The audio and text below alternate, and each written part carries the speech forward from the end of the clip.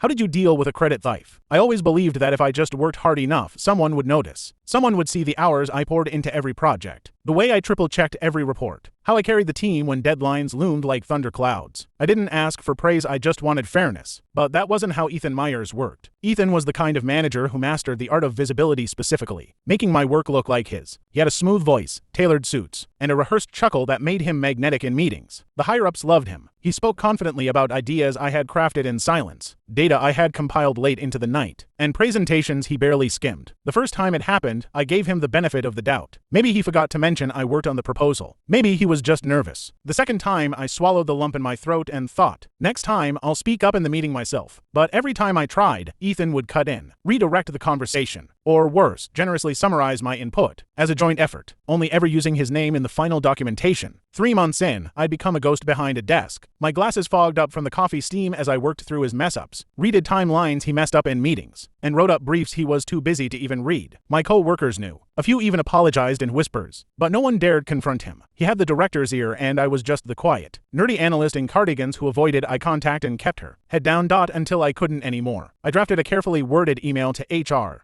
I explained, with examples and dates, how my work was being misrepresented. I didn't even ask for much, just that someone notice, that someone ask Ethan to acknowledge. But I was naive. So naive. 3 days later, Ethan called me into his office. He didn't look angry. In fact, he looked disappointed, like a father scolding a child. "You should have talked to me first," he said, resting his elbows on the desk. "Going to HR like that? It just creates unnecessary tension. Makes people think you're not a team player." My stomach dropped. He read the email. He wasn't supposed to have access to it. But clearly, someone at HR either gave him a heads up or he was more powerful than I thought. "I just wanted to clarify things," I said quietly. "Well, now we have a problem. Upper management is concerned about friction in the department. Let's just say it's not a good look, especially given certain performance concerns." "Performance concerns?" I blinked. "Ethan, I've delivered every project." "Let's not argue," he interrupted. "We'll let HR handle it." 2 days later, HR did handle it. They handled me right out of the building. They said it was a restructuring, budget cuts, nothing personal. But I knew exactly what had happened. As I packed my things, Ethan walked past my desk and gave me a nod. "Best of luck," he said. "No hard feelings, yeah?" I didn't answer. I couldn't, because in that moment, I felt like I had lost not just my job, but every ounce of dignity I'd held on to. I spent the first 2 weeks after being fired in a fog. My routine vanished overnight. No more early alarms, no more rushed coffee. No more fake smiles in meetings while Ethan soaked up the applause. I didn't tell many people what had happened. What would I say? That I got fired for speaking up, that I got played. But the silence gave way to anger. I'd been humiliated, discarded like a problem instead of a person. And for what? For daring to protect my own work. One afternoon, I caught a glimpse of myself in the mirror. Baggy sweatshirt, tired eyes, smudged glasses. I looked like someone who had given up. Then it hit me I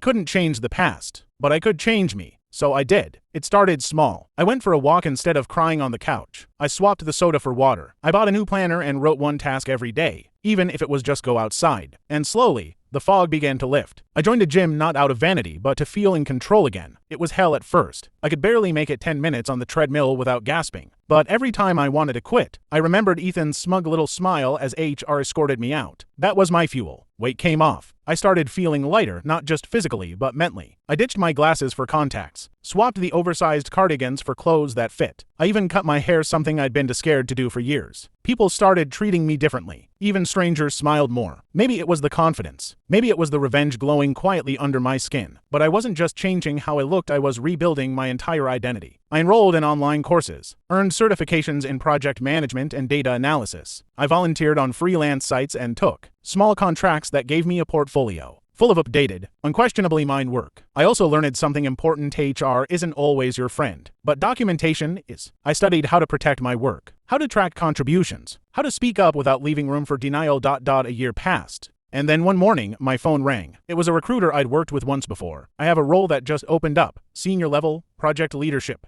Pays well. They need someone sharp, organized, someone who can clean up a bit of a mess." I listened, half distracted, until she said the company name. It was them, my former employer. Apparently, there'd been major turnover. A new director had replaced the old one. Several complaints had surfaced about leadership behavior, and now they were rebuilding the culture. One submitted my resume under a different name first and middle. I didn't want them to recognize me until I was already in the door. To interviews later, I had an offer in hand. More money, More responsibility, more respect. Same office, same floor. I accepted. And when I walked in that Monday morning, heels clicking, head high, I watched Ethan's face fall as if he'd just seen a ghost. A ghost that came back stronger, smarter, and ready to collect every ounce of justice. I'll never forget the look on Ethan's face when I stepped off the elevator. It wasn't shock exactly, it was worse. It was the panicked calculation of a man realizing the walls he built to protect himself were suddenly see-through. "Why, you're back," he stammered, approaching me with forced calm. "I didn't know. They rehired ... I smiled, cool and collected. "Under new leadership now. Things change." He didn't respond, just blinked at me like I'd grown another head. I was introduced around by my new manager, someone I'd never met before. Clean slate, decent guy. Aware that the department had been through turbulence, I was given a corner desk, a better title, and full oversight of the same team Ethan still technically managed. But here's the thing, I wasn't his subordinate anymore. I was his peer. Only now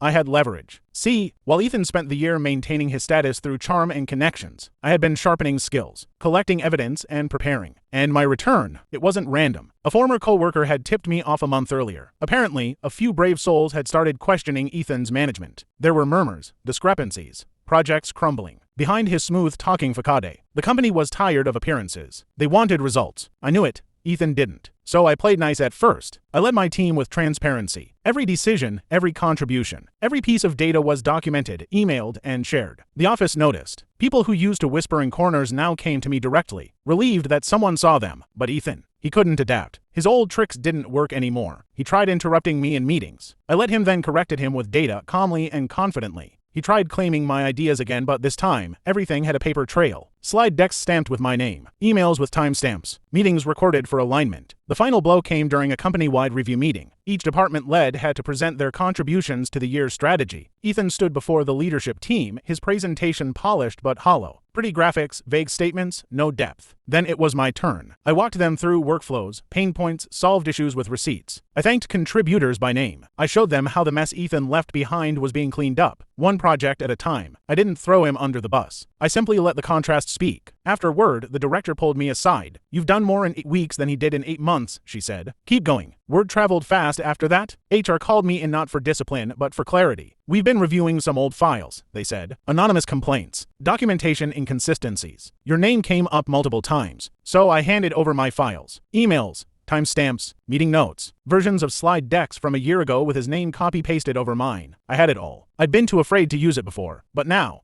I wasn't scared. I wanted to speak up before, I said, voice steady, but I got fired instead. HR looked grave. "You won't be ignored this time." 2 weeks later, Ethan was suspended pending an investigation. And when I passed him in the hall that day, for the first time he looked away, because the person he thought was invisible had become impossible to ignore. Ethan's suspension was quiet at first, just an empty chair, a name missing from the calendar invites. But offices have a way of whispering louder than any announcement ever could. People noticed. People talked. Some were shocked. Others, not at all. It turned out I wasn't the only one whose work had vanished into Ethan's portfolio. I was just the first to come back and fight. And the best part? I didn't have to say a word. HR did it for me. A formal report landed in everyone's inbox. An internal audit had revealed a pattern of misconduct, unethical delegation of credit, and intimidation of subordinates. Effective immediately, Ethan Myers was terminated. I didn't celebrate publicly. I didn't gloat. I didn't need to. But in the privacy of my apartment, I poured a glass of wine, stared at the email, and let out a laugh that came from somewhere deep in my chest. The kind of laugh that had been buried under shame, self-doubt, and sleepless nights. The kind that tasted like justice. Weeks passed. The director offered me Ethan's position, head of department. I accepted, but on my terms. No more toxic culture. No more rewarding politics over work. I built a team rooted in transparency, mentorship, and actual collaboration. The shy analyst in cardigans was gone. In her place stood a woman who no longer flinched when someone questioned her worth. Then came the moment I hadn't expected. One rainy Thursday morning, I got a message request on LinkedIn. From Ethan. I stared at the screen for a full minute before opening it. "Hey,